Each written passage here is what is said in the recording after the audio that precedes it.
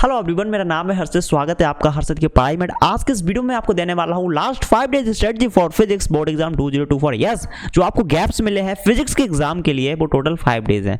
ठीक है, इन 5 डेज में आपको कैसे प्रिपरेशन करनी है जैसे कि आप 70 आउट ऑफ 70 मार्क्स स्कोर कर सकें, या फिर आपने पूरी साल कुछ भी नहीं पढ़ा है, आप सोचो सिर्फ और सिर्फ मैं पास हो जाऊँ तो बहुत है, मुझे तो फिजिक्स में बस पास हो जाऊँ तो बहुत है। तो तुम्हें कौन सा चैप्टर करना है जैसे कि तुम इजिली पास हो जाओ, क्या स्ट्रेटजी फॉलो करना है, किन यूट्यूब चैनल से पढ़ना है, क्या गलतियां करने से बचना है, सारी चीज वीडियो में आपको मिलने वाली है। अगर पहली बार चैनल पर आ रहे हो तो सब्सक्राइब करो, साथ ही बेल आइकन प्रेस। आइए स्टार्ट करते हैं। Now first of all syllabus को बहुत ध्यान से एनालाइज करो। देखो ऊपर नीचे कर रखा मैंने जान पूछ के। एक चैप्टर है आपके फिजिक्स में सेमीकंडक्टर, ये सबसे बढ़िया चैप्टर है, इजी चैप्टर है और 7 मार्क्स का अकेला यही चैप्टर आ रहा है ना। तो भाई साहब एक मैं आपको चीज बता देता हूं, अगर आपने पढ़ने जा रहे हो तो सबसे पहले इजी चैप्टर पूरे करो। इजी के बाद जो चैप्टर मीडियम है वो पूरे करो। मीडियम के बाद जो चैप्टर हार्ड है वो लास्ट में करो।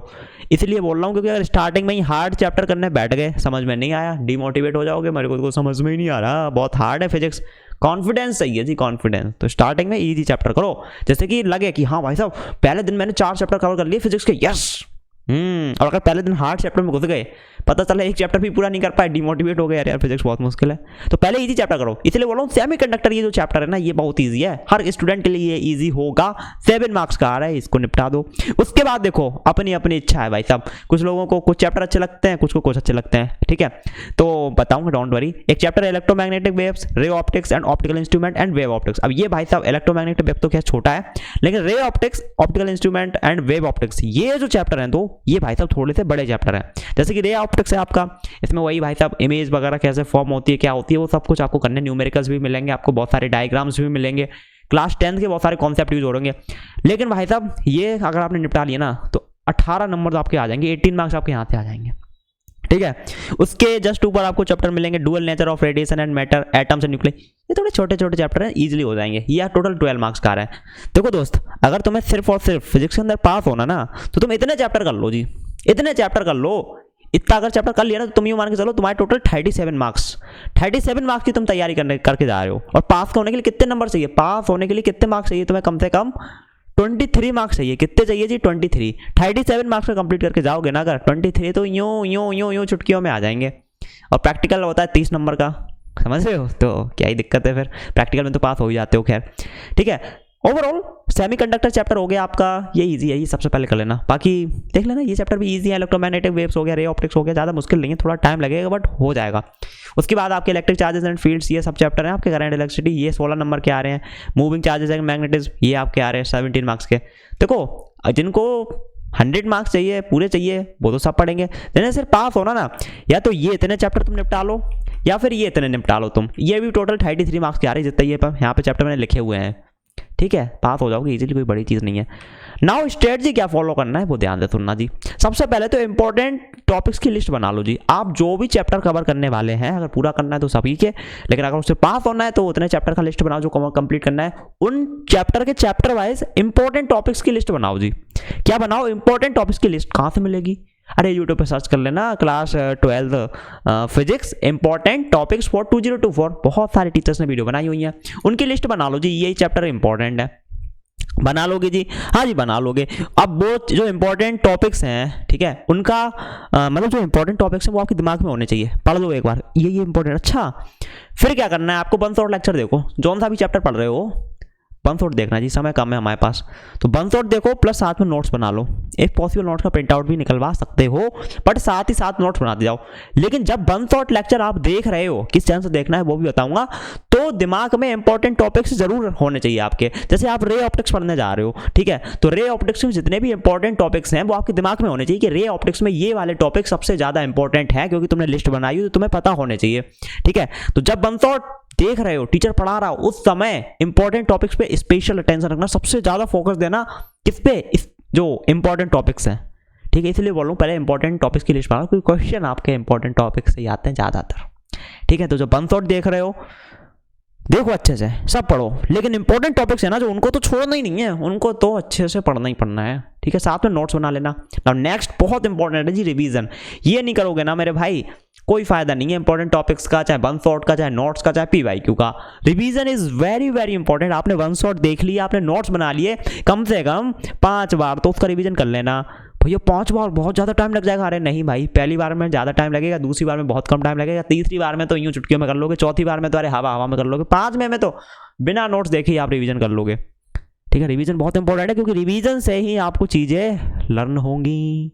ठीक है, और एक चीज़ और करना, एक वाइट पेपर लेना, उसमें सारे के सारे इंपॉर्टेंट फॉर्मूलाज वगैरह हैं, जितने भी जो चीज़ें तुम्हें रटनी है वो लिखते जाना। जैसे कि a square plus B square plus 2ab क्या होता है, समझ रहे हो। जो चीज़ें तुम्हें रटनी है, याद करनी है, कोई समझने का तरीका नहीं है। एक वाइट पेपर लो, सारी चीज़ें लिख लो, सुबह दोपहर शाम उसको पढ़ो, अपने पास रखो।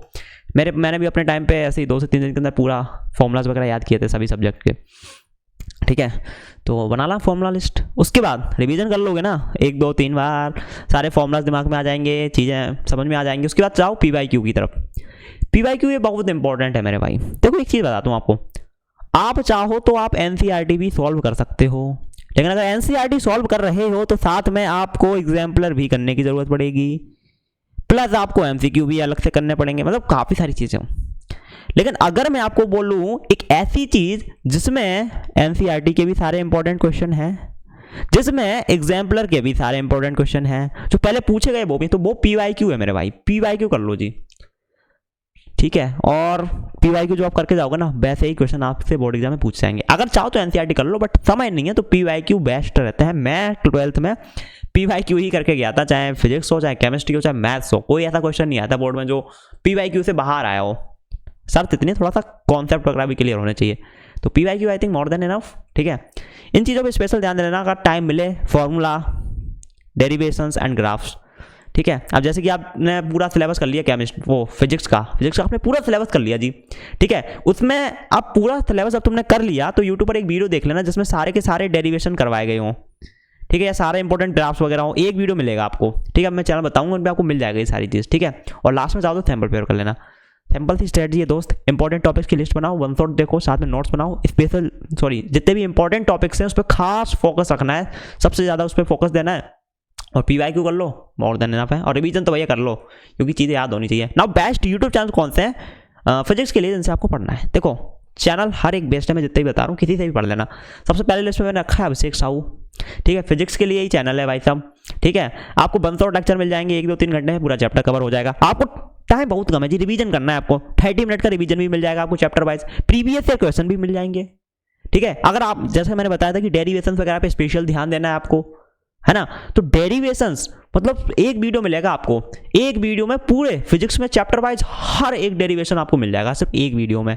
तो पूरा सिलेबस जब तुम्हारा पूरा हो जाए फिजिक्स का, या फिर जितना भी करना चाहो उतना हो जाए, उसके बाद डेरिवेशंस देख लेना चैप्टर वाइज इंपॉर्टेंट। अभिषेक साहू सर के चैनल पर मिल जाएगा आपको। ग्राफ्स वगैरह हो गए इंपॉर्टेंट, पूरा एक ही वीडियो में मिल जाएगा आपको। MCQ प्रैक्टिस करना चैप्टर वाइज वो मिल जाएगा, न्यूमेरिकल प्रैक्टिस करना चैप्टर वाइज वो मिल जाएगा।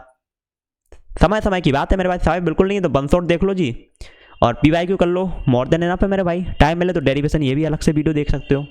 ठीक है, अभिषेक साहू सर बेस्ट है भाई साहब। ठीक है, एक और चैनल है जी अरविंद अकेडमी, यहाँ पर आपको मैथ भी मिल जाता है, हालांकि अरविंद अकेडमी पे भी वो सारी चीज़ मिल जाएंगी जो अभिषेक साहू सर के चैनल पे। ठीक है, देखो अभिषेक साहू सर सिर्फ और सिर्फ फिजिक्स पढ़ाते हैं। क्या पढ़ाते हैं? सिर्फ और सिर्फ फिजिक्स। अरविंद अकेडमी ये जो चैनल है, फिजिक्स भी मिलता है आपको यहाँ पर, प्लस आपको मैथ भी मिलती है यहाँ पर। ठीक है, तो अरविंद अकेडमी पे 1 शॉट मिल जाएगा, रिवीजन सीरीज मिल जाएगा, PYQ मिल जाएगा, डेरिवेशन मिल जाएंगे, न्यूमेरिकल हर एक चीज़ मिल जाएगी। ठीक है, एक चैनल और बता रहा हूँ आपको फिजिक्स के लिए, चेक कर लेना, सुनील जांगरा फिजिक्स। अब ये आप यूँ मान लो भरत पंचाल सर को जानते होगे आप, जैसे केमिस्ट्री पढ़ाते हैं, वो कुछ वैसे ही स्टाइल में ये फिजिक्स पढ़ाते हैं जी। ठीक है, तो यूँ मान लो केमिस्ट्री के लिए भरत पंचाल सर, वैसे ही टीचर चाहिए सेम टू सेम, तो चले जाओ सुनील जांगरा फिजिक्स पे। ठीक है, एक और चैनल है राधिका क्लासेस।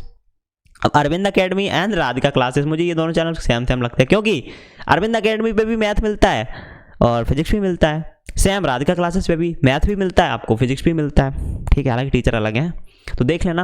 ये मैंने जितने भी चैनल बताए आप सभी को एक बार विजिट करना, जिससे आपको सबसे ज़्यादा समझ में आए उससे आप पढ़िए। चैनल हर एक बेस्ट है। ठीक है, लेकिन सबसे इंपॉर्टेंट चीज़ है पढ़ाई करना मेरे दोस्त, पढ़ाई करो। अगर पढ़ाई करोगे तो स्ट्रेटजी अपने आप बनती चली जाएगी, सब कुछ होता जाएगा। ठीक है, और पॉजिटिव रहना है यार, परेशान नहीं होना है कि मेरा सिलेबस पूरा नहीं है, ये नहीं होगा, क्या होगा, पेपर हार्ड आएगा, ईजी आएगा, ये सब चीज़ छोड़ दो। अगेन मैं एक बात बोलता हूँ, मैंने केमिस्ट्री के एग्जाम में बोली थी, पास होंगे फेल होंगे, क्या होगा क्या नहीं होगा, एग्जाम हार्ड आएगा जाएगा, ये सब छोड़ दो, ये तुम्हारे कंट्रोल में नहीं है। तुम्हारे कंट्रोल में पढ़ाई करना, तो भाई सिर्फ और सिर्फ पढ़ाई करो, पूरा फोकस सिर्फ और सिर्फ पढ़ाई पे रखो। बिल्कुल परेशान मत हो कि एग्जाम हार्ड आएगा या ईजी आएगा, तुम्हारे हाथ में है पढ़ाई करना, पढ़ाई करो दबा के। अच्छे से पढ़ाई कर लोगे, हार्ड भी आएगा तो भी ईजी हो जाएगा एग्जाम। ठीक है, तो जो तुम कर सकते हो उस पर फोकस करो एंड माइंड को ज़्यादा ज़्यादा रिलैक्स रखो। ठीक है, इस समय ना बहुत नेगेटिव थॉट्स आएंगे, डिप्रेशन होगा, स्ट्रेस होगा, टेंशन होगा, समझ रहे हो, उसके ऊपर निकलो यार, माइंड को शांत करो। कैसे कर सकते हो, मैंने वीडियो बनाई हुई है ना, केमिस्ट्री फेल होने से अगर डर लग रहा है तो वो जाके एक बार देख लेना, माइंड रिलैक्स हो जाएगा। रिलैक्स माइंड हो जाएगा ना जब, तो फुल फोकस के साथ आप पढ़ाई कर पाओगे, कुछ इधर उधर की आइडियाज़ वगैरह दिमाग में नहीं आएंगे। ठीक है, तो सही है, जितना भी समय बचा है आपके पास फुल फोकस डाल दो फिजिक्स में। आप जो एग्जाम है ना आपका, उसके अलावा आपको कुछ नहीं दिखना चाहिए। जैसे अभी फिजिक्स का एग्जाम आपका होने वाला है, तो भाई साहब इन 5 दिनों में फिजिक्स के अलावा आपको कुछ नहीं दिखना चाहिए, सपने में भी फिजिक्स दिखना चाहिए। ठीक है, उसके बाद आपका मैथ का एग्जाम है तो सिर्फ मैथ दिखना चाहिए, राइट। तो ये थी आज की वीडियो, आई होप आपको पसंद आई होगी। अगर पसंद आई तो लाइक करें, साथ ही चैनल को सब्सक्राइब एंड बेल आइकन, कुछ भी डाउट हो कुछ भी पूछो आप नीचे कमेंट कर सकते हैं। इस वीडियो में इतना ही, मैं मिलता हूँ अगली वीडियो में। Take care, bye bye.